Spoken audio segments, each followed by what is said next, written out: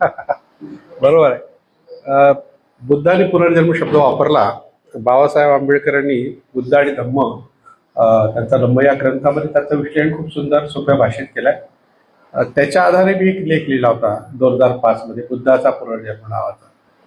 तर त्यात दोन गोष्टी आहेत. तर बुद्धाचा पुनर्जन्म सिद्धांत हा शरीरातल्या अनेक घटकांचं विघटन आणि त्याचं ते नष्ट होत नाही, तर रूप बदलतं, रूप परिवर्तन होतं. रूप परिवर्तन या संकल्पनेचं पहिल्यांदा अलीकडे न्यूटननी मांडणी केली आहे. त्याला चेंज ऑफ स्टेटस, अवस्थांतर. माणूसच्या कोणतीही गोष्ट संपत नाही, तिथं रूपांतर होतं.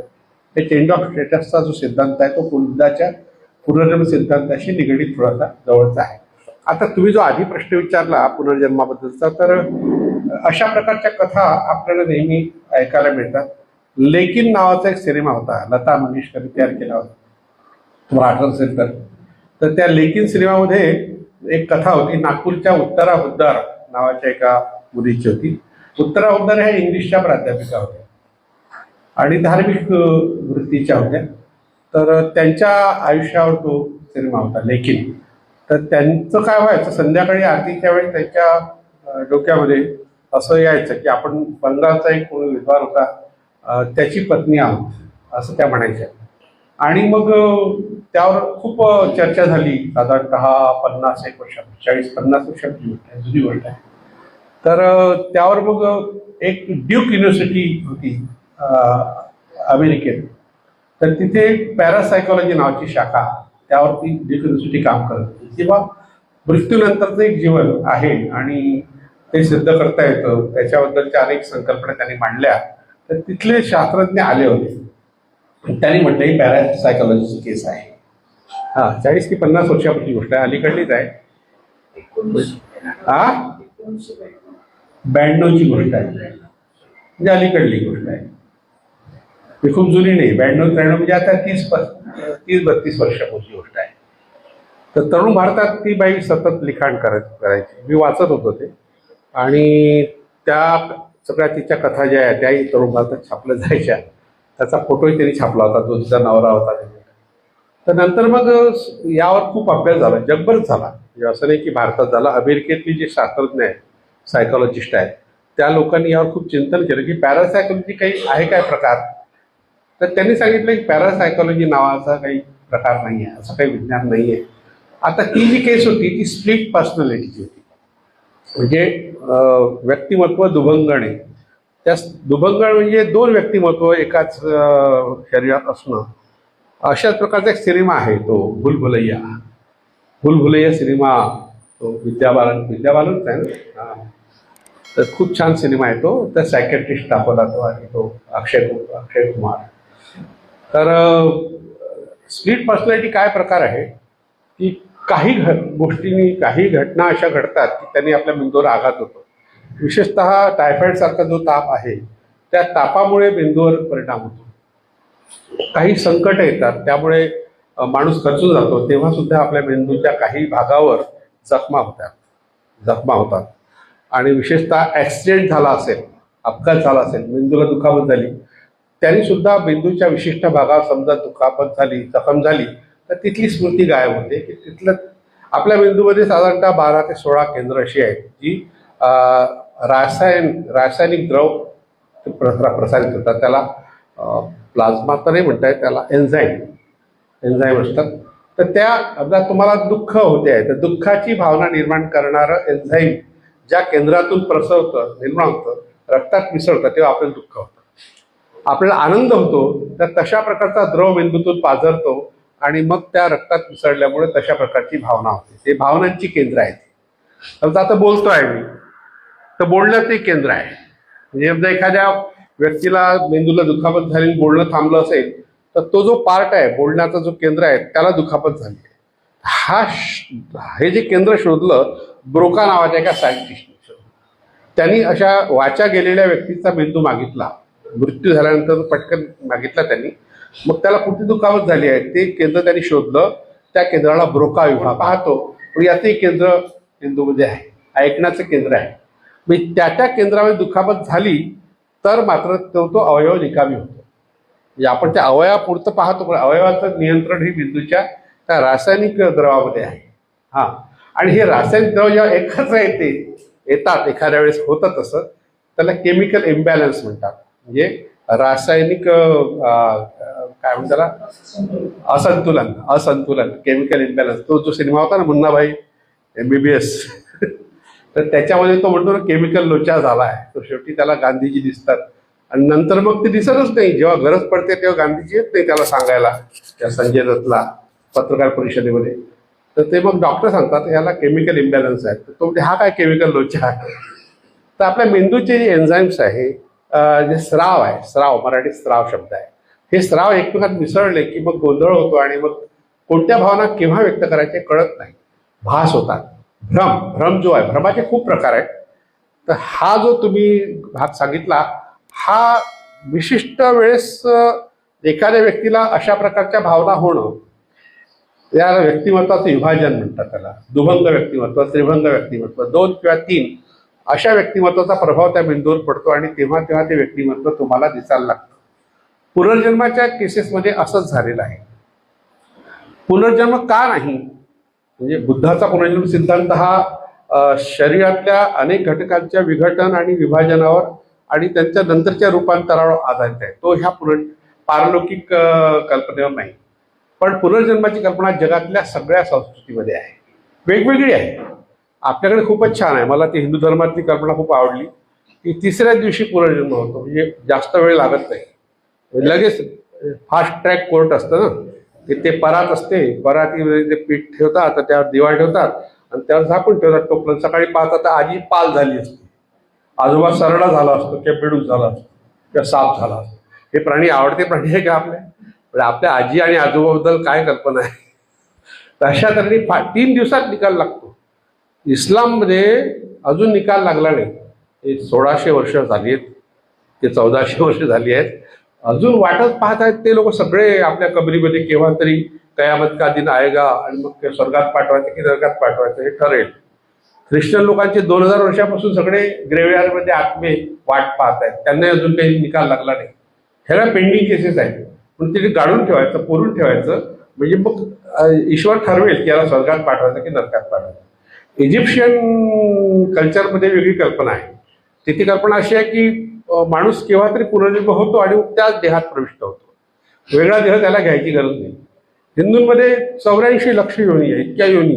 डास मारला की योनी संपली, साप मारला की योनी संपली. आपल्याकडे जबाबदारी त्या सगळ्या योनी संपवायची, केव्हा ते मानव जन्म होईल आणि मग त्याला चांगलं चांगलं जगायला मिळेल. मानव जन्म सर्वात चांगला, बाकी सगळे जन्म वाईट.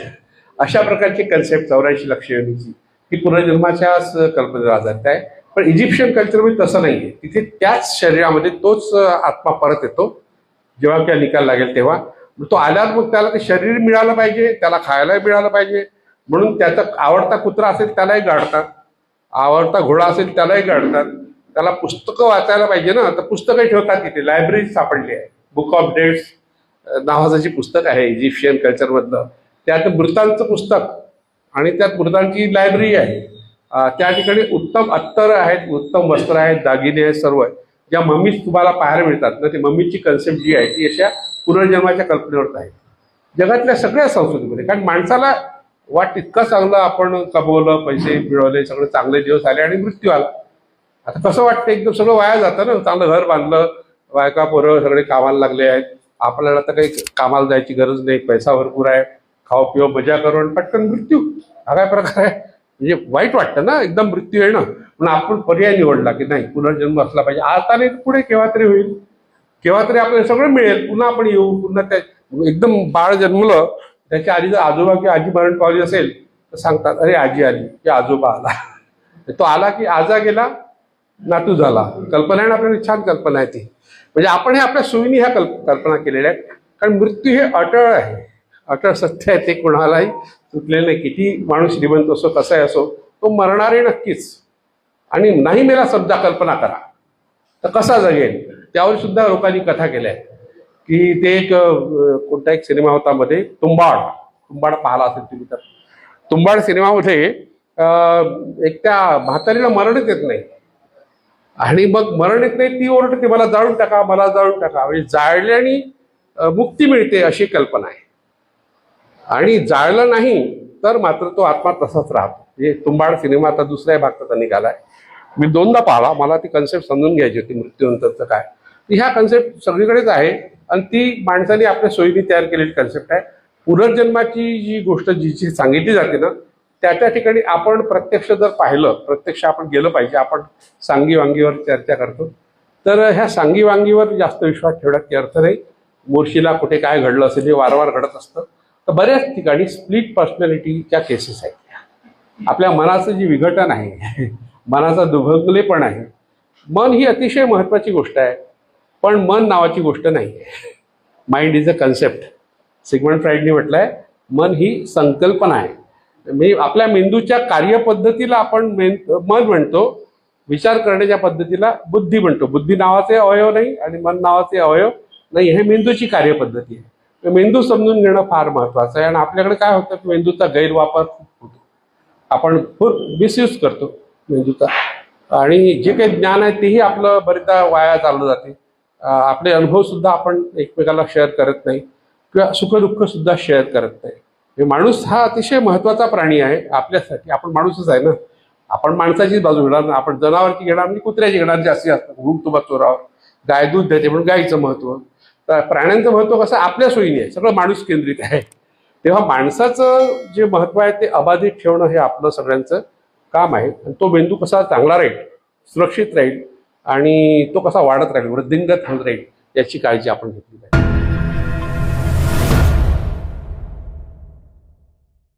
मोठी अंधश्रद्धा आहे. अंधश्रद्धा सगळ्याच ठिकाणी आहे. श्रद्धा शब्द जो आहे, श्रद्ध म्हणजे विश्वास, धा म्हणजे स्थिर, स्थिर झालेला विश्वास. आता याच्या पलीकडे काही नाही. म्हणजे आपण एअरटाईट कंपार्टमेंट केला, त्याच्या पुढे काही नाही. बस हे शेवटचा पैगंबर, शेवटला अमुक, शेवटला अमुक असं ठरवलं की मग ज्ञान आपण रोखून ठेवतो ना. तर तसं आपण ठरवलं तर मग मात्र कठीण आहे. म्हणजे त्याच्या पलीकडे खूप काही असतं. आणि आपण किती पाहिलाय आता जेवढं आपल्याला माहिती आहे 5000 वर्षापासून भारताबद्दल खूप माहिती आहे आपल्याला. आणि हे सगळं प्रगत होत आलेलं आहे. तर हिंदू धर्माचा अंधश्रद्धा आहे असं नाही. सगळ्याच धर्मामध्ये अंधश्रद्धा असतात. जिथे माणूस आहे तिथे अंधश्रद्धा आहे, एवढं लक्षात ठेवा. आता हिंदू नावाचा धर्म आहे की नाही हा आणखी वेगळा विषय आहे. त्यावर थोडक्यात सांगू टाकतो. फार महत्त्वाचं आहे ते, कारण मला ते उशिरा कळलं. म्हणजे मी जे हे पुस्तक लिहिलं धर्माचं मूळ आणि भारतीय धर्म, त्यात भारतीय धर्मामध्ये मला जो क्रम दिला होता एका संस्थेने किंवा वैदिक धर्म पहिला, नंतर जैन, नंतर बौद्ध आणि मग पौराणिक धर्म. तर पौराणिक धर्मावर जेव्हा मी लिखाण करतो त्या लक्षात माझ्या आलं की पौराणिक धर्म सर्वात प्राचीन आहे. सर्वात प्राचीन पौराणिक धर्म आहे आणि त्याचंच नाव हिंदू धर्म आहे. आता हे एक दोन वाक्य म्हटलं की तुम्हाला नाही कळणार ना, वाईट वाटेल. हे काय सांगतो हिंदुत्ववादी माणूस आहे असं काही वाटेल. पण हिंदू शब्द जो आहे तो मुळात सिंधू नदीशी संबंधित आहे. हे सगळ्यांनी मान्य केलं आहे. त्यात की आता नवीन मी सांगतोय असं नाही. अनायासे मी 2 वर्षांपूर्वी इराणमध्ये गेलो होतो आणि त्या ठिकाणी मला हिंदू शब्द शोधायचा, 2-3 गोष्टी शोधायच्या होत्या. की हिंदू शब्दाचं मूळ इराणमध्ये आहे असं मला माहीत होतं. ते देव नावाचे लोक आहेत ते इराणमधले आहे मला माहीत होतं. असुर इराणमधले आहे, सरस्वती इराणमधली आहे, सूर्यदेवता इराणमधली आहे. अनेक देवता इराणमधून भारतात कशा आल्या हे मला पाहायची इच्छा होती. आर्किओलॉजिकल मॉन्युमेंट्स काय मिळतात. तर तेहरानच्या जे नॅशनल म्युझियम आहे तिथे एक मला सुवर्णपट पाहायला मिळाला. म्हणजे ताम्रपट जसा असतो तसा ते चांदीचा आणि सोन्याचा 2 पत्रे आहेत. आणि त्या सुवर्णपटामध्ये देव हिंदू शब्द आहे. देव तर एक वेगळा शिलालेख मला पर्सेपोलिसला पाहायला मिळाला की देव नावाचे लोक तिथे जे होते त्यांना हरवून हौर मजदानी त्यांना बाजूला केलं, सिंहासनावर बाजूला केलं. देव नावाचा एक समुदाय तिथे होता. कुर्दिश लोक जे तिथे आहेत ते देव आहेत. हे मी लिहिलं होतं 2005 मध्ये. मी 15 वर्षापूर्वी मी ते लिहिलं होतं. तर मग अलीकडे मग मला ते शोधावं असं वाटलं तर ते हिंदू शब्द तिथे आहेत. तर तिथे दरायस सेकंडचा जो मुलगा होता झर्सेस त्याचा तो सुवर्णपट आहे. तो पर्सेपोलिस नावाचं एक ठिकाण आहे. शिराज नावाचा एक प्रांत आहे तिथे आपल्या शिराजने पार्स नावाचा प्रांत. त्या प्रांताचं नाव पार्स. तिथून पर्शिया शब्द आला, पर्शियन भाषा आली, पर्शियन लोक आले, पारशी ज्याला आपण म्हणतो. तर तिथे शिराज त्याची राजधानी आहे. त्या शिराज पासून काही अंतरावर पर्सेपोलिस नावाचं गाव आहे. पोलिस म्हणजे शहर. पोलिश शब्दाचा अर्थ होतो ग्रीकांमध्ये शहर. पर्से म्हणजे पारशी लोक, पारशी लोकांचं शहर. तर त्याचा जो दरबार हॉल आहे, त्या दरबार हॉलचं उत्खनन झालं तर तिथे तो सुवर्णपट मिळाला. तिथे त्यांनी लिहिलं आहे की माझ्या वडिलाचं राज्य हे हिंदुवपर्यंत होतं, जे सिंधू नदीच्या काठापर्यंत होतं. तर सिंधू नदीचा काठ म्हणजे आता काश्मीर, अफगाणिस्तान हा जो परिसर आहे, आता पाकिस्तानच गेली सिंधू नदी, या भागापर्यंत त्याचं राज्य होतं. म्हणजे हिंदू शब्द आहे, त्याचा इतिहास 2500 वर्षापूर्वीचा आहे. हा बुद्धाच्या समकालीन आहे, म्हणजे जुन्यात जुना. झेन अवेस्ता हा ग्रंथ साधारणतः त्याच्या थोडंसं आधीच आहे, थोडंसं आधी, म्हणजे इसवी सनापूर्व 1300-1500 हा जो काळ आहे, म्हणजे आतापासून 3500 वर्ष त्याच्या आधी झेन अवेस्ता हा ग्रंथ आहे. त्याच्यात हिंदू शब्द आहे आणि तो भारताबद्दल बोलला आहे. म्हणजे जी 3,500 वर्षाचा इतिहास हिंदू शब्दाचा आहे. 8व्या शतकामध्ये मेरुतंत्र नावाचा एक ग्रंथ तयार झाला, त्यात हिंदू धर्म म्हणून शब्द आला आहे. हा हिंदू हा शब्द धर्म या अर्थाने आला आहे. नंतर मग 11व्या शतकामध्ये इसवी सन 1030 मध्ये अल्बेरुनीने तो वापरला. आपण तोच एक आधार घेतो अल्बेरुनीचा. बहुतेक अभ्यासक त्याच्या मागे मेरुतंत्राकडे जात नाही किंवा दरायसचा जो ग्रंथ आहे झेन अवेस्ताकडे कोणी जात नाही. हा आढावा घेताना माझ्या लक्षात आलं की हिंदू धर्म ही कन्सेप्ट जरी आज असली तर त्या शब्दाचा इतिहास इतका जुना आहे, 3500 वर्षाचा आहे. आणि विशेषतः ज्याला हिंदू धर्म आपण म्हणतो तो स्वतंत्र धर्म नाही आहे, त्याचा धर्मग्रंथ नाही, धर्मसंस्थापक नाही आहे, पण त्याच्या अंतर्गत खूप धर्म आहे. शंकराला मानणारा शैव धर्म आहे, विष्णूला मानणारा वैष्णव धर्म आहे, शक्तीला मानणारा शाक्त धर्म आहे, गणपतीला मानणारा गाणपत्य धर्म आहे, कार्तिकेयला मानणारा सुद्धा संकर्षणाचा एक वेगळा धर्म आहे. हे धर्म आहेत, हे संप्रदाय म्हणतो आपण, हिंदू धर्माच्या अंतर्गत असलेले संप्रदाय असं लोक म्हणतात, पण हे धर्मच आहे, स्वतंत्र धर्म आहे. आणि याचा इतिहास तुम्हाला सापडतो हा साधारणतः 5000 वर्षाचा. म्हणजे आपण पशुपती ही जी मुद्रा पाहिली सिंधू संस्कृतीमधली, तिच्याबद्दल सध्या चर्चा चालू आहे की एलामाइट कल्चर जे होतं इराणमधलं, तिथली ती मुद्रा आहे, या इराकमधल्या कल्चरमधली ती मुद्रा आहे असं काही लोकांचं म्हणणं आहे. पण आता तिला शिव म्हणून लोकांनी मान्य केलं आहे, पार्वती आहे. मग तो जो पशुपती असेल तर तो इतिहास तुम्ही 5000 वर्षाचा आहे. शिवाचा इतिहास 5000 वर्षाचा आहे. हिंदू धर्माचा इतिहास किमान 5000 वर्षाचा लिहिता येतो. तर मी माझ्या या पुस्तकाचा शेवट करताना हिंदू धर्म हा इतका जुना आहे असं त्यात म्हटलं आहे. म्हणून ते आपण वर्षानुवर्षे सांगत आलो की हिंदू धर्म नाही आहे, नाही, हे चुकीचं वाक्य आहे. आणि काही लोक इतक्या चुकीचं बोलतात. एकदा आम्ही 30 वर्षापूर्वी साधारणतः ईद मिलन कार्यक्रमात एका मोठ्या वकिलाला बोलवलं होतं, काझी नावाचे यवतमाळचे मोठे वकील होते. मग त्यांनी हिंदू शब्दाचा अर्थ सांगणं सुरू केलं. हिंदू म्हणजे काळा, हिंदू म्हणजे चोर. तर आता ईद मिलन कशासाठी असते की हिंदू मुस्लिम एकत्र आले पाहिजे, चांगल्या कामासाठी आपण एकत्र आलो आहे ना. तिथे हे सांगायची गरज काय, हे आणलं कुठून? साधारणतः 200 वर्षांपूर्वी एक पारशी शब्दकोश आहे, त्याच्यामध्ये हा अर्थ आहे. हिंदू म्हणजे डाग, हिंदू म्हणजे चोर. तर हे कोणी लिहिलं? पर्शियन लोकांनी लिहिलं. त्यांना हिंदू वाईट वाटले ना, त्यांच्या भूमिकेतून ते हिंदू वाईट आहे. पण तो त्याचा अर्थ नाही आहे, तो सांगितला जातो. प्रबोधनाच्या चळवळीतले बहुतेक कार्यकर्ते हा अर्थ सांगत असतात. म्हणून सगळ्यात मोठी गोष्ट जी आपण आता केली पाहिजे, प्रबोधनाच्या चळवळीतल्या लोकांचं प्रबोधन आहे. कारण मी सुद्धा त्या चळवळीत आहे गेल्या 30-40 वर्षापासून. आम्ही ह्या चुका केल्या आहेत. तर आता इतक्या वर्षाच्या अनुभवानंतर जेव्हा विघटन होताना आपण पाहतो समाजात लोक दूर जाताना पाहतो, तेव्हा वाईट वाटतं किंवा असं होऊ नये. म्हणजे अज्ञान जास्त काळ टिकणं हे फायद्याचं नाही आहे. म्हणून किंवा पुस्तकांच्या आधारे, ग्रंथांच्या आधारे आपण हे सगळं लोकांपुढे आणलं पाहिजे. म्हणून मी गेल्या 25-30 वर्षांपासून थोडंसं अलिप्त झालो चळवळीपासून, अलीकडेच झालो 10-15 वर्षापासून. पण मग मी मुळात सखोल अभ्यास सुरू केला सगळ्याच गोष्टींचा, जगातल्या सगळ्या संस्कृतीचा, सगळ्या धर्माचा. तेव्हा लक्षात आलं की आपण चुकीचं मांडत आलो आहोत. वर्षानुवर्षे आपण माणसं एकत्र करत नाही आलो, माणसं तोडण्यासाठी आपण सगळे प्रयत्न केले आणि माणसं का तुटतात त्याची कारणं आपल्याला अजून सापडली नाही. सगळ्यात महत्त्वाची गोष्ट म्हणून बुद्धाचा जो करुणेचा विचार आहे ना, ते एक सूत्र फार महत्त्वाचं आहे. आपल्याला करुणा असली पाहिजे, लोकांबद्दल प्रेम असलं पाहिजे, सहानुभूती असली पाहिजे. द्वेष असता कामा नये. द्वेष आणि मत्सर हे सोडता आले. पण बुद्ध आपल्याला फार जवळचे आहेत सगळ्या बाबतीत. येशू ख्रिस्तही जवळचे आहेत, मोहम्मद पैगंबरही जवळचे आहेत. म्हणजे हे एकाच रांगेत आहेत. बुद्ध, येशू ख्रिस्त, मोहम्मद पैगंबर, या तिघांनीही जे सूत्र सांगितलं ना, ते सगळ्या मानवजातीसाठी योग्य आहे. त्याचा अभ्यास आपण केला.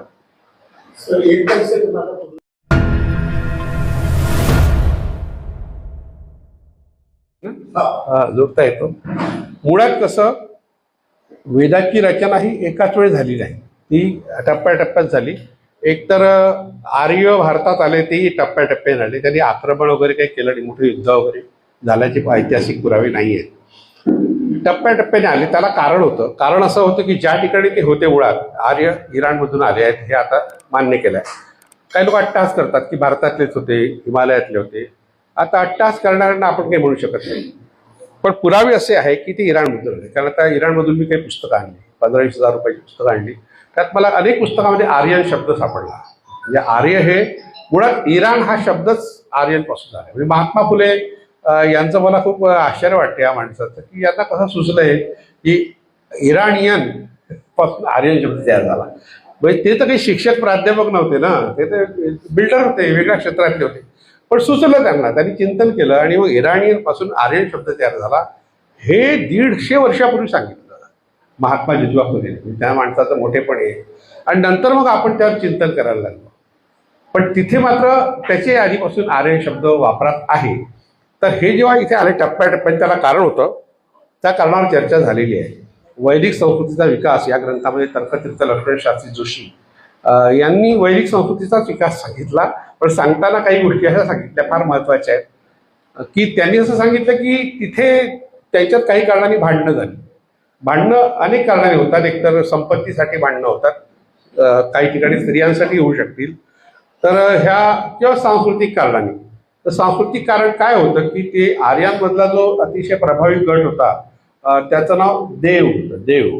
देव शब्द हा मराठीत आहे, संस्कृतमध्ये आहे, पण तो पर्शियन भाषेत द एव असा आहे.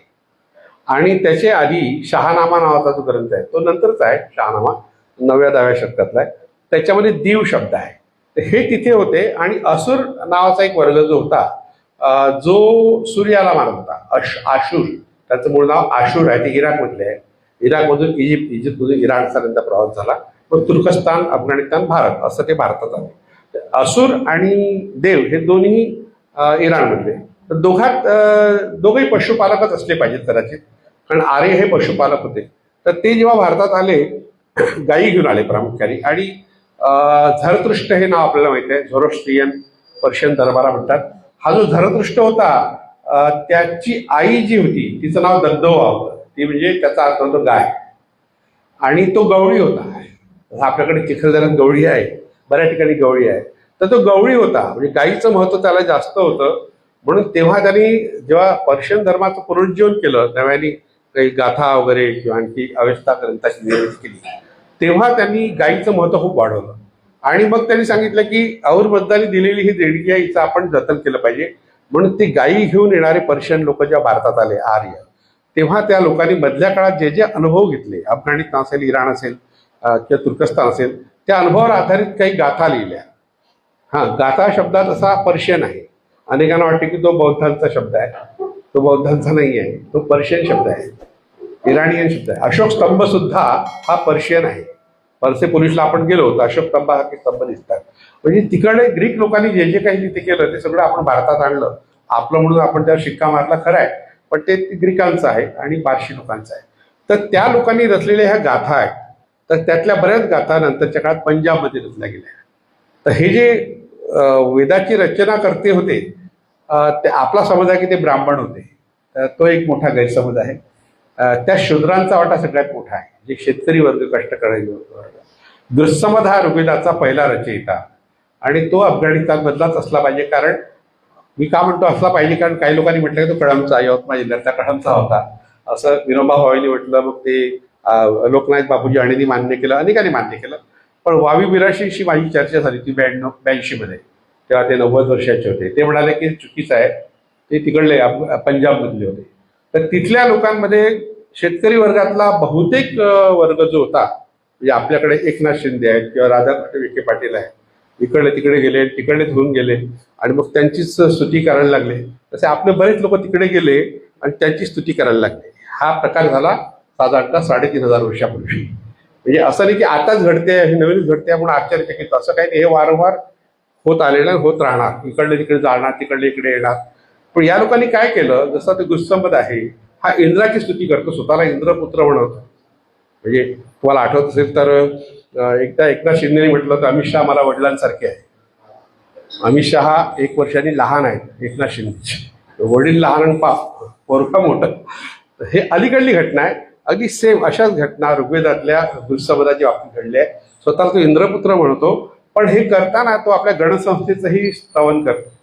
आणि गणानांताम गणपती भवामय ही जी ऋचा आहे ऋग्वेदाची दुसऱ्या मंडळाची पहिली ऋचा, तर ही ऋचा निर्माण करणारा हा शेतकरी वर्गातला होता. त्या स्त्रिया आहे, बऱ्याचशा अप्सरा आहेत, राक्षस वर्गातले लोक आहेत. ऋग्वेदाच्या रचनेमध्ये खूप मोठ्या प्रमाणात अनेक प्रकारचे लोक आहेत, पण ते वैदिक आहेत, आर्य नाहीत. ते आर्य असले, आर्य या अर्थाने की त्यांनी म्हटलं आम्ही आर्य आहोत, ठीक आहे, हा आहे. आर्य नावाचा काही वंश नव्हता, आर्य भाषा बोलणारे लोक होते. आर्य भाषा ही वैदिक संस्कृत तिला म्हणतात, चुकून ती छांदस भाषा आहे, ती संस्कृत नाही आहे. संस्कृत भाषा ही खूप नंतरची आहे. तर अशा तऱ्हेने हा जो वर्ग आहे त्या वर्गाने भारतात आल्यानंतर मग इथल्या लोकांशी ॲसिमिलेशन केलं. अगदी भगवान गौतम बुद्धाचे जे वडील होते शुद्धोधन, हे तर काही वैदिक नव्हते, आर्य तर नव्हते, पण त्यांचे जे शाक्य गणातले लोक होते त्यांना असं वाटे की आपण यांच्याशी जुळलं पाहिजे, आपलं एखादं मंत्रीपद मिळू शकते आपल्याला. आता जे वाटते लोकांना तर तेव्हा त्यांनाही वाटलं, पण त्यांनी आपलं वेगळेपण ठेवलं. आपलं वेगळेपण कायम ठेवलं. आपला अवैदिक जो विचार आहे, सांख्यांचा विचार, तो कायम ठेवला. ते काही पूर्णतः वैदिक झाले नाही, पण असा एक वर्ग तेव्हाही होता. म्हणजे आता ही गोष्ट 2500 वर्षापूर्वी घडली असेल, त्याच्या आधी घडली असेल, ही सातत्याने घडत आली नाही. ही मानवी प्रवृत्ती आहे, जिथे संधी मिळते म्हणत जातो, पण आपलं वेगळेपण सुद्धा ठेवतो. म्हणजे आपण कोण आहोत ही आठवण मात्र माणूस ठेवतो. म्हणजे वैदिक जरी झाला तरी तो आपल्या देवताचं वंदन करतो. रुद्र हा शिव, रुद्र आणि शिव असे 2 शब्द सोबत वापरतात लोक.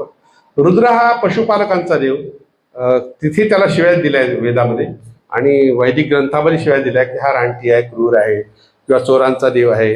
पण त्याची पूजा करणं भाग आहे, कारण काही लोक पूजा करत होते ना. तुमचा धनुष्यबाण आहे तर घ्यावा, तुमचा धनुष्यबाण आमचा धनुष्यबाण, हे जे आता चालतं ना ते तेव्हा झालं. तर तेव्हा त्याची पूजा झाली. पूजा करताना त्यांनी काय सांगितलं की हात धुवून घ्यावा. पूजा केली, ठीक आहे, आम्ही केली पूजा इच्छा नसताना, पण हात धुवून घ्या. आणि मग त्याला जाताना सांगितलं तू तिकडे जावा, तू मुजवत पर्वतात जा, इकडे काही येऊ नको. पूजा तर आम्ही केली, त्याच्याबद्दलचा तिरस्कारही व्यक्त झालेला आहे. म्हणजे वैदिकांमध्ये अनेक लोक असे होते जे आपल्या भारतातल्या मूळ संस्कृतीतले होते आणि तिथे गेले, ते जावं लागलं, कारण मंत्रीपद मिळणं मोठी घटना आहे ना. आता आठवलेसारखे जे मोठे मंत्री आहे आपल्या भारतातले, ते किती तडजोडी करतात. बाबासाहेब आंबेडकरांचं नावही सांगतात, हे आपण पाहतोच. बाबासाहेब आंबेडकर कुठे हिंदू कोडबिलासाठी राजीनामा देणारे आणि त्यांचं नाव घेण्याची आपली लायकी आहे का हा विचार आपण करत नाही. असा एक लोणचट वर्ग हा सतत असतो. हे काही आश्चर्यजनक नाही आज झालेलं, हे सतत होत आला की संधी साधू लोक सतत असतात. तेव्हा आपण एकदम आश्चर्यचकित होऊन घाबरण्याचं, निराश होण्याचं काही कारण नाही. आपण आपलं अस्तित्व राखण्याकरता काय केलं पाहिजे, त्यासाठी धडपडलं पाहिजे. तत्वज्ञान समजून घेणं हाही भाग महत्वाचा आहे, धर्म समजून घेणं हाही भाग महत्वाचा आहे, आणि संस्कृती महत्वाची गोष्ट आहे की संस्कृती ही वेगळी गोष्ट आहे, त्याचा धर्माशी तसा काही डायरेक्ट संबंध नाही. एखादी व्यक्ती एखाद्या धर्मात गेली ते संस्कृती कायम राहते. याचा आपल्याकडे मुस्लिम धर्म जेव्हा वाढला किंवा हे जे सुफी संत वाढले तर त्यांचे दर्गे वाढले, त्यात हिंदू लोक मोठ्या प्रमाणात जातात, मुस्लिम लोक कमी जातात दर्ग्यावर, हिंदू लोक जास्त जातात. एक ॲडिशनल देव असला तर काय फरक पडते, 33 कोटी आहेच, आणखी एक ॲडिशनल, तर हिंदूंना काही फरक पडत नाही. हिंदू असा व्यापक असा धर्म आहे, नसला तरी तो धर्म आहे, पण सनातन नावाचा काही धर्म नाही. आणि तो आहे असं दाखवणारे लोक हे वैदिक धर्माचा पुनरुज्जीवन करतायत. हा एक सांस्कृतिक कट आहे, एवढं आपण लक्षात घ्या.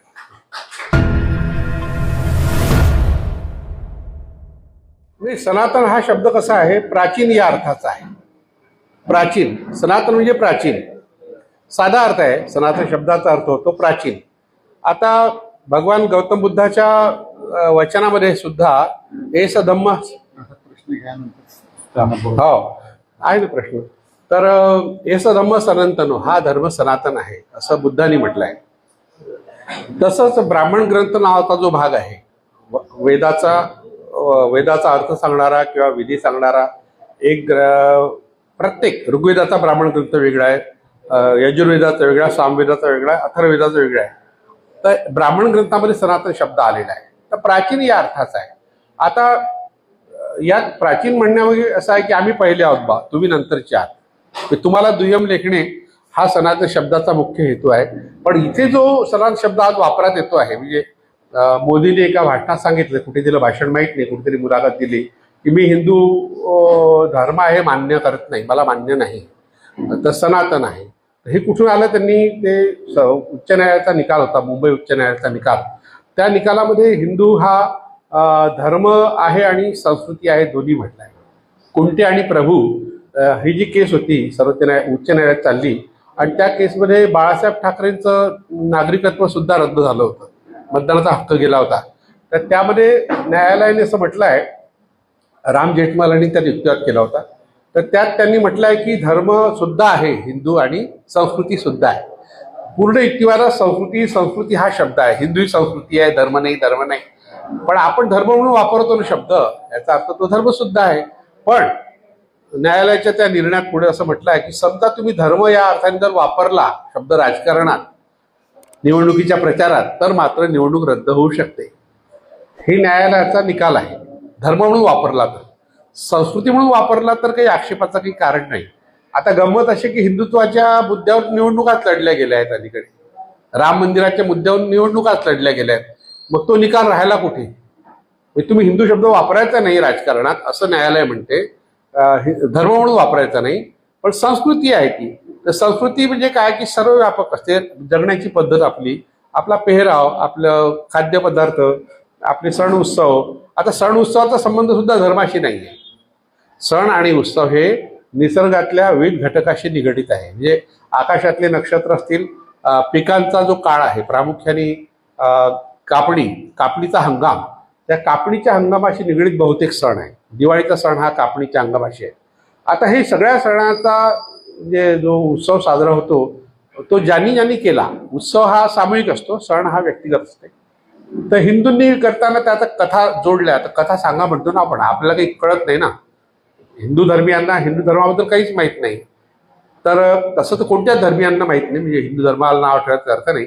बौद्धांना विचारलं, त्यांनाही बौद्धाबद्दल फारशी माहिती नसते. ख्रिश्चनांनी थोडाफार कथा माहीत असतात, मुस्लिमांनाही फारसं काही माहीत नसते. धर्माबद्दल सर्वसामान्य माणसाला फारशी माहिती नसते, कथा माहीत असतात फक्त. या कथांचा फायदा घेऊन सणांशी कथा जोडल्या गेल्या. म्हणजे जेव्हा दिवाळीचा सण बौद्धांनी केला तेव्हा त्यांनी बौद्धांशी निगडीत कथा तयार केल्या. किंवा शंकराला स्वीकारायचं बा, आता स्वीकारणं भागच आहे म्हणून त्याला त्यांनी बोधिसत्व म्हणून टाकलं बौद्धांनी. किंवा जी निवृत्ती नावाची मातृदेवता आहे, सगळ्यात जुनी मातृदेवता, तिला स्वीकारता तिला हारिती म्हटलं, आणि मग ती एक पंचिक नावाच्या एका देवतेशी जोडली. पंचिक म्हणजे कुबेर. हे ॲसिम्युलेशन आहे. म्हणजे स्वीकारताना आपण आपलं लेबल कसं लावायचं आणि मग कथा कशी तयार करायची. सणांशी निगडीत कथा अशा तयार झाल्या, विशेषतः दैवतांशी निगडीत कथा तयार झाल्या. अनेक दैवत तुम्हाला तिन्ही धर्मात सापडतात, हिंदू धर्मात सापडतात, बौद्धांमध्ये आणि जैनांमध्ये. जैनांच्या कथा वेगळ्या. जैनांचं एक पद्मपुराण नावाचं एक रामायण आहे. त्यात रामायणाला त्यांनी राम नाही म्हटलं, पद्म म्हटलं आहे. आणि त्यात हनुमान जो आहे, आपला हनुमान अतिशय लाडका आहे. हनुमान जयंती आपण साजरी करतो, हनुमान चालिसा वगैरे तुम्हाला चांगलं माहिती आहे अमरावतीकरांना. तर त्या हनुमानाला त्यांनी म्हटलंय की त्याला 20 बायका होत्या, त्याला कामदेव म्हटलं आहे. जो ब्रह्मचारी आहे हिंदू धर्मात, तो जैनांनी त्याला पार लंपट करून टाकलं. पण पुढे मग तो तीर्थंकर झाला आणि त्यांनी सगळं संन्यास देऊन सोडून दिलं. म्हणजे आपल्या सोयीने धर्म कसा वापरायचा, दैवत कशी वापरायची, त्या धर्माच्या कथा आपण खरंच अभ्यासल्या पाहिजेत. मी काल असंच एक चॅनलवरची कथा वाचत होतो, पाहत होतो. हमारा अतीत नावाचं एक चॅनल आहे, खूप लोकप्रिय आहे. मी मधून पाहत असतो, नेहमी नाही पाहत. जसं मला वाटलं की हे पाहिलं पाहिजे आज, तर त्यात त्यांनी महेश्वरावर फार मोठी कथा सांगितली. आणि कथा सांगताना तो फसला, त्याला लक्षात आलं नाही. तो प्रशांत सिंग म्हणून कोणी आहे, त्यांनी शंकर हा काही हिंदूंचा देव नाही आहे बा, महेश्वर हा बौद्धांचा देव आहे असं सांगितलं. आणि त्याची मूर्ती सगळ्यात जुनी मूर्ती सापडते इसवी सनापूर्व 1ल्या शतकात, कुशाणाच्या काळातली.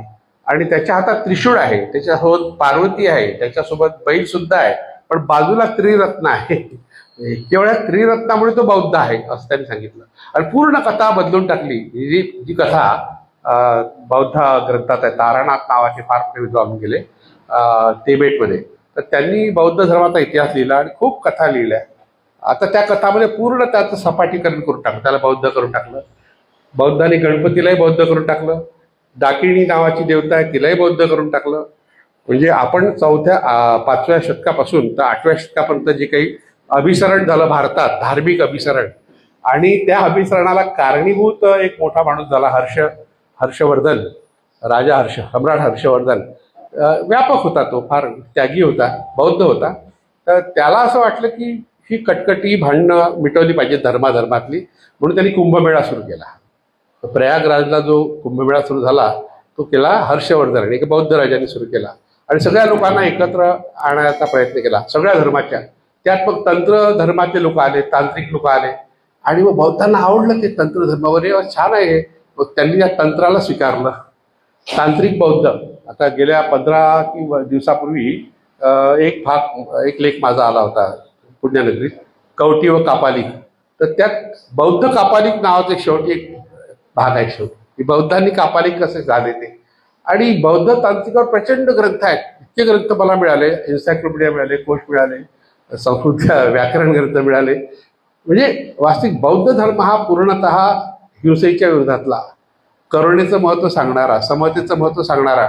पण जेव्हा त्यांचा संबंध ह्या हर्षवर्धनामुळे कुंभमेळ्याशी आला तर हे सगळे तंत्रधर्म त्यांनी स्वीकारले. आता ते का स्वीकारले त्याची कारणं आहेत, फार वेगळी कारणं आहेत. एक तर त्यांना मटण खायचं होतं मुळात. म्हणजे मटण खाणे हा फार महत्त्वाचा भाग असतो. म्हणजे मला फार उशिरा खायला मिळालं ते. आमचं घर शाकाहारी होतं, का होतं मला माहीत नाही, पण होतं ते. पण लग्नानंतर बायकोनी मला मटण कसं खायचं ते शिकवलं आणि मी खायला लागलो. आता अलीकडे खात नाही, पण खात नाही म्हणजे आता एवढं काही महत्त्व वाटत नाही. पण असतं ना, आकर्षण असतं ना. मी लहानपणी ऐकलं होतं की मटण खाल्ल्याने ताकद वगैरे वाढते म्हणून, असं आमचे मित्र सांगायचे. तर बौद्धांनाही वाटलं की मटण खायला काय हरकत आहे, मग ते तंत्रधर्मात गेले. मग इकडे संन्यासी होते सगळे, त्यागी लोक होते बौद्ध भिक्खू. मग त्यांनाही बायकांची गरज होती, मग त्यांना बायका मिळाल्या तंत्र संप्रदायातून. मग त्यातून त्यांनी विधी सुरू करून टाकले. दारू प्यायची इच्छा होती, दारू पिले, मग ते काहीच शिल्लक ठेवलं नाही त्यांनी. अशा तऱ्हेने बौद्धांमध्ये तंत्र संप्रदाय मोठ्या प्रमाणात वाढला. बाबासाहेब आंबेडकरांनी फार महत्त्वाची गोष्ट सांगितली की एकट्या शंकराचार्यामुळे बौद्ध धर्माचा विनाश झाला नाही, तेवढी ताकद शंकराचार्यात नव्हती. बौद्ध धर्मातच या विकृती शिरल्या आणि त्यामुळे ऱ्हास झाला. बौद्ध धर्माच्या ऱ्हासाबद्दल खूप लोकांनी लिहून ठेवलेलं आहे, अनेक अभ्यासकांनी आपापल्या परीने. पण त्या सगळ्यात महत्त्वाचं कारण तंत्रधर्म आहे आणि हा कुंभमेळा आहे, जो आता पुढल्या वर्षी आपल्या नाशिकला होणार आहे. मला गंमत सांगतो, सांगायची की नाही हा विचार होता. मला परवा फोन आला, तुषार भोसले, तुम्ही नाव ऐकलं असेल. हां, तर तो म्हणाला मी आचार्य तुषार भोसले म्हणून. मला माहीत होतं तुषार भोसले कोण आहे, आचार्य आहे की काय, भाजपच्या आध्यात्मिक आघाडीचा प्रमुख. म्हटलं हा बोला. मग म्हणजे आम्ही ते कुंभमेळ्यानिमित्त 29 ऑगस्टला एक कार्यक्रम ठेवला आहे नाशिकला, त्यात तुमचं व्याख्यान ठेवायचं आहे. सदानंद मोरेंचंही व्याख्यान आहे, एका सत्रात तुम्हाला बोलायची इच्छा आहे. म्हणजे विषय काय आहे त्याच्यामुळे बा कुंभमेळा, सिंहस्थ कुंभमेळा आणि संतांची समरसता. मी त्याला म्हणून समरसता म्हणजे ते संघाची समरसता काय, तर तो हसला, काही बोलला नाही. विचारतो म्हणे मी, नाही म्हटलं ते संघाची समरसता तुम्हाला विपरीत आहे. आणि 1993 मध्ये संघाच्या समर्थेच्या विरोधात पुस्तक लिहिलं होतं. नंतरही 2 पुस्तकं मी लिहिली आहे. तर मी नाही समर्थन करू शकत म्हटलं तुमच्या समर्थेचं. ठीक आहे मॅडम. पण हिंमत होते लोकांना बोलायची, म्हणजे चांगली गोष्ट आहे ही, वाईट आपण मानून घेऊ नये. म्हणजे मला संघवाले भेटत राहतात मधून, किती आशावादी ते लोक आहेत. आपण कसं माणूस आपल्या विचाराचा नसला की त्याला पार बाजूला करून टाकतो, म्हणजे आपलाच माणूस दूर करतो. बरेच अरे हो तो गणपतीचा पूजा करतो, तो नको, तो गजानन बाबाच्या शेगावला जातो, तो नको, तो साईबाबाला बांधतो, तो गुरुनाथ बाबाला बांधतो. म्हणजे आपण आपलीच माणसं केवळ दुसऱ्या श्रद्धास्थानाला मानतात म्हणून त्यांना बाजूला सारतो. आणि इकडे स्पष्ट शत्रू आहे माहीत असताना मैत्री करायचा प्रयत्न करणे ही बुद्धाच्या विचाराची परिणती आहे. मैत्री ही संकल्पना ही बुद्धाची आहे. म्हणजे आपण किती गोष्टी विसरत चाललो, म्हणजे बुद्धाच्या विरोधातच वागत चाललो असं वाटायला लागलं मला. मैत्री आणि करुणा ह्या 2 गोष्टी बुद्धाने आपल्याला दिल्या, प्रज्ञाशील ह्या गोष्टी दिल्या. तर या गोष्टी जर आपण आत्मसात केल्या तर माणसं दूर जाणार नाही असं मला वाटतं. माणसं दूर जाण्याची कारणच आता हळूहळू आपल्याला समजायला लागली आहेत असं वाटतं. ठीक आहे.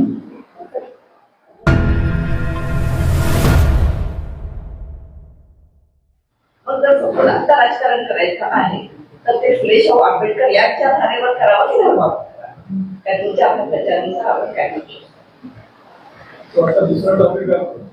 नाही, फुले शाहू आंबेडकर हे की धर्माच्या पेक्षा वेगळे नाही आहेत.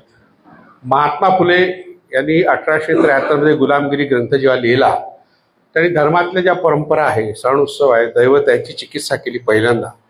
आणि 1890 किंवा 89च्या दरम्यान जे आजारी पडले तेव्हा त्यांनी सार्वजनिक सत्यधर्म नावाची कन्सेप्ट मांडली. नुसती कन्सेप्ट नाही मांडली, एक ग्रंथच दिला आपल्या हाती डाव्या हाताने. उजवा हात त्यांचा अर्धांगवायूंनी हे गलित झाला होता तेव्हा त्यांनी डाव्या हाताने लिहिला. त्याच्यामध्ये त्यांनी धर्माबद्दल धर्माची व्यवस्था दिलेली आहे. म्हणजे फुले धर्मापेक्षा वेगळे नाही. बाबासाहेब आंबेडकरांनी अतिशय महत्त्वाचं काम केलं की त्यांच्या लक्षात आलं की हे हिंदू धर्माचार्य किंवा विद्वान आपलं काही ऐकत नाही आणि त्यांच्यात काही बदल करून घ्यायला तयार नाही. त्यांनी आता खूप आधी म्हणजे 1935मध्ये घोषणा केली होती येवलेला की मी हिंदू म्हणून जन्माला आलो तरी हिंदू म्हणून मरणार नाही. तर ही यासाठी केली होती, त्यांनी संतापाने केली होती की आता तरी हे काहीतरी प्रतिक्रिया देतील. पण जवळपास 20-21 वर्षे त्यांनी वाट पाहिली तर कोणीच त्यांच्याशी संवाद साधला नाही. त्यांनी संवाद साधला अनेकांशी बाबासाहेब, पण कोणीच संवाद साधला नाही. आणि ह्या मधल्या काळात खूप मोठा काळ आहे त्यांचं, वयाचं 12, 13, 14 वर्ष असेल तेव्हापासून त्यांना बुद्धचरित्र माहीत होतं. केळुसकर गुरुजींनी लिहिलेलं बुद्धचरित्र त्यांना दिलं तेव्हापासून त्यांना बुद्ध माहीत होते. त्या बुद्ध त्यांच्या डोक्यात होतेच, नव्हते असं नाही. अनेकांना वाटते की बा ते नंतर त्याला सुचले बुद्ध, असं काही नाही आहे. कारण बुद्धाचा विचार, त्यांचं तत्वज्ञान, त्यांचा धर्म यांचा गाढा अभ्यास बाबासाहेब आंबेडकरांचा होता. शेवटी त्यांनी बौद्ध धर्म दिला. धर्म दिला ना आपल्याला. आता तुम्ही म्हणाल धर्म नाही बा तो धम्म आहे. ठीक आहे, धम्म म्हणजे विचार, धर्म म्हणजे पुन्हा कर्मकांड, असं आपण सरळ विभागणी करतो जी बाबासाहेबांनी सुद्धा त्यांच्या ग्रंथामध्ये केलेली आहे. पण विचार हा एक भाग आहे, तत्वज्ञान हा धर्माचा एक भाग आहे, पण कर्मकांड हा त्यातला आणखी महत्त्वाचा भाग आहे. हे तत्वज्ञानाच्या अंमलबजावणीसाठी केलेलं कर्मकांड असं आपण म्हणू शकू. पण बरेचदा हे कर्मकांड हे यातू कल्पनेशी निगडीत असतं. जसं बौद्धांमध्ये आता अनेक कर्मकांड रूढ झाली ना. आता तर हा काळ बौद्धांसाठी सगळ्यात वाईट आहे. म्हणजे आता ज्या काळात आपण जगतोय तो हिंदूंपेक्षा बौद्धांसाठी वाईट काळ आहे. कारण आता बहुतेक बौद्धांकडे प्रचंड पैसे आले आहेत. किमान ते 1.5-2 लाख रुपये दरवर्षी खर्च करू शकतात प्रवासासाठी. धम्मयात्रा वगैरे निघतात. तर ह्या धम्मयात्रा नेपाळ प्रामुख्याने, चीन, जपान किंवा ब्रह्मदेश किंवा थायलंड, सिंगापूर किंवा श्रीलंका या देशामध्ये जातात. बौद्ध जे देश आहेत. श्रीलंका जर सोडलं, श्रीलंका हा थेरवादी आहे पण पूर्णतः थेरवादी नाही आहे. 2 वर्षापूर्वी श्रीलंकेत गेलो होतो तेव्हा मला बऱ्याच ठिकाणी तिथे महायानांचा प्रभाव दिसला. कारण थेरवादी म्हणजे हीनयान ज्याला आपण म्हणतात, महासांघिक. तर एका बौद्ध मंदिरामध्ये, मंदिरच म्हणतात ते, विहार, कधी विहार म्हणतात कधी मंदिर, दोन्ही शब्द वापरतात. तिथे विष्णूची मूर्ती दिसली मला आणि गणपती दिसला.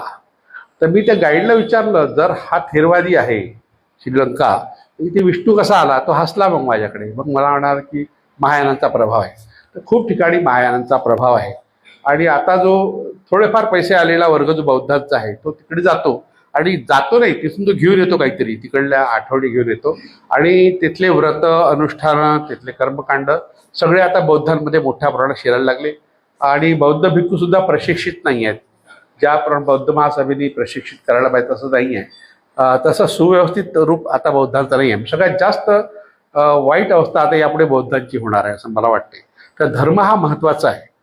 आता यात आपण आणखी काल्पनिक गोष्टी करतो, संकल्पनात्मक कन्सेप्ट किंवा महामानव किंवा मानव धर्म असा काही शब्द वापरावा, असा काही धर्म वगैरे नसतो. धर्म हा तुमच्या दैनंदिन जगण्याशी निगडीत असतो.